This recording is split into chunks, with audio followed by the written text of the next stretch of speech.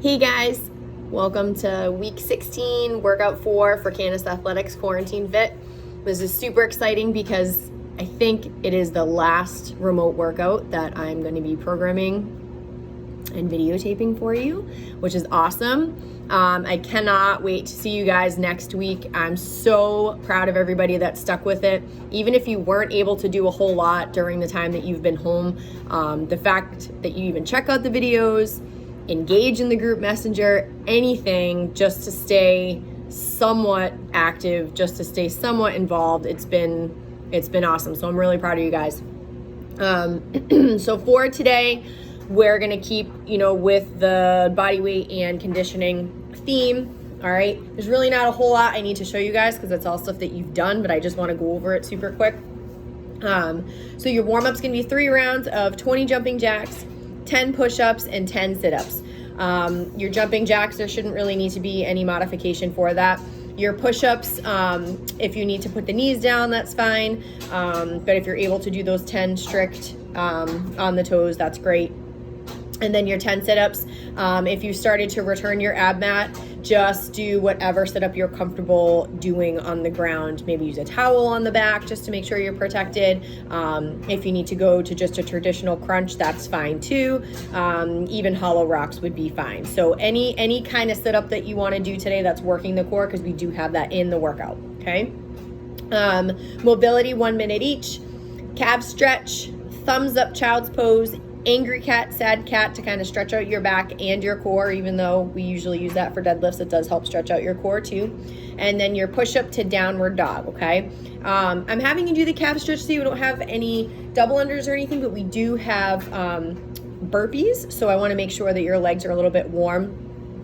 So just spend a minute on that. You don't need to go too extensive like I suggest you do when we do have double unders. Just your regular foot against the wall, calf raises, whatever you'd like to do to stretch out that calf, okay?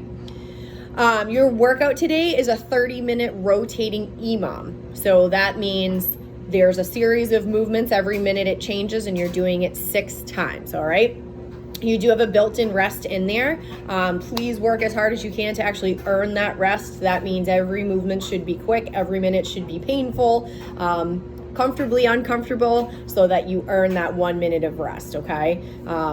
Sometimes I find with athletes, more so my running clients, that when there's a built-in rest, they tend to slow down right before that built-in rest because it's almost like, we'll have a rest anyway, so I might as well start resting 30 seconds before I'm supposed to. Don't do that. Just hold yourself accountable, work for the full minute. When we do have a rotating EMOM like that, you want to go as long as you can in the minute and then go straight into the next movement. Obviously, because the movement changes on the minute, you need a few seconds to transition. That's okay. But just don't cheat yourself on the 4th movement, knowing that the rest is coming up and, not moving as fast as you know you can. So 30-minute EMOM. The first minute is going to be burpees. So whatever burpee you're most efficient in, if you are scaled down to even just doing up downs, that's fine. All right. Your sit-ups, again, if you don't have an ab mat, just use something to protect your back or do whatever sit-up you're most comfortable doing without that ab mat. All right. If you want to put in the hollow rocks, that's something we did a little bit of for the at-home workouts. Try to get some practice with those. That's okay. It will get a little bit dicey after a few rounds if you're not used to doing them. But again, whatever you feel most comfortable doing. Then we're going to go minute 3 into push-ups. So whatever you're the most efficient in push-ups. I don't have a problem with you doing handstand push-ups if you have the ability to do that at home and you are efficient. So remember, when I say you're efficient, you're able to string them together fresh. It's not kick up to the wall, do 1, do 2, kick down. That's not efficient. I would suggest if you are able to do 10 unbroken when you are fresh, then you can go ahead and do handstand push-ups for this piece of the workout. Otherwise, take a step down, whatever you're most efficient in, whether it's the strict push-up, on your knees, in the box, whatever you are good with, okay? Then we're just gonna go minute 4 into air squats. So just be sure that we are breaking parallel, going all the way down, hip extension, full hip extension at the top. These should be quick, and we tend to When we do air squats quick, we do the gorilla. And I think I've showed you guys that before. We get the rounded back and we kind of lean forward. You need to be squatting. Just imagine you have a barbell. You can't do that with a barbell because the barbell is going to fall off your body and get yourself hurt. So air squats should be the same as if we were holding weight, okay? And then your 5th minute is going to be that built-in rest, all right? So obviously you want to pace this so that you are able to get the same amount of reps each time. So be realistic. You know, the first minute's probably going to feel pretty good because you're fresh and think, oh, I could probably get, 20 burpees done in this minute. But then rounds 2, 3, 4, 5, and 6, we're getting like 8 to 10. So just make sure we're realistic. Remember, you're not going to have any more energy later in the workout than you are in the beginning, so pace it right so that you're able to do the same amount every single time, okay?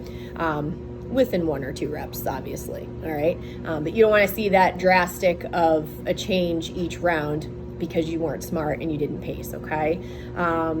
Take that rest, and then you go back to the first movement again, and you're going to do that for 6 rounds, all right? If you want, you can pull up an actual EMOM count or timer on your phone. That can be helpful just to hear that beeping so you're not constantly like looking at the clock or looking at your phone like, what do I have to change yet? Because that can be distracting and take away from your workout too. So if you just Google free EMOM timer and then you just put in the 30 minutes, it's just going to beep just like it does at the gym on the clock, which is really cool. Okay. Once you are done and you have caught your breath, and you should have, because the last thing is a rest. So you're essentially you're done at 29 minutes, basically. You're gonna do a cash out of a 1 mile run or any cardio piece for 10 minutes just to kind of cool down. Remember, this isn't meant to be like a sprint. You're just cooling your body down, getting that heart rate back down again, okay? So if you guys have any questions, let me know. You know where to find me. But I am going to see you in person next week. I can't wait. Don't feel overwhelmed. Don't feel like, oh God, what is this gonna be like? Bree and Jose have an amazing plan for you. As far as programming is concerned, everybody's gonna be fine. We're all in it together.